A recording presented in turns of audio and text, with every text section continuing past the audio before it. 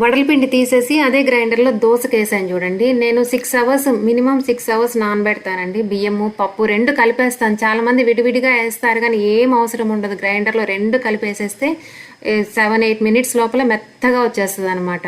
చూసారు కదా ఎంత బాగా ఫ్రీగా దొరుకుతుందండి. చిన్న సౌండ్ అంతే, ఓ గోల్ గోల్ కూడా ఏం ఉండదు గ్రైండరు. అంటే ఏ ప్రాబ్లం లేకపోతే, లోపల ఏదైనా ప్రాబ్లం వస్తే ఏమైనా సౌండ్లు వస్తాయేమో కానీ చెప్తున్నాను కదా, ఇంతవరకు ఒక చిన్న రిపేర్ కూడా రాలేదనమాట నా గ్రైండర్కి. ఇప్పుడు కూడా ఇంకా మిక్సీలో వేసుకునే వాళ్ళైతే ఈసారి కొనాలనుకుంటే మాత్రం అల్ట్రానే కొనండి. రకరకాల గ్రైండర్లు కొని మూలపడేసి రెండోది మూడోది కొనేటప్పుడు అల్ట్రా బాగుందని కొంటున్నారు. కానీ నాకు తెలిసిన వాళ్ళు కానీ మా రిలేటివ్స్ ఎవరైనా కానీ అలా కాకుండా మీరు స్టార్టింగ్ కొనేటప్పుడే అల్ట్రా కొనేసారనుకోండి, మళ్ళీ మళ్ళీ మార్చాల్సిన అవసరమే లేదు. మీకై మీరు మూలపడేస్తే తప్పితే రిపేర్లు రావు. అది అదృష్టం బాగాలేకపోతే ఎవరికైనా వస్తుందేమో. కానీ చూసారు కదా, దోశకి చాలా ఫాస్ట్గా నీళ్ళు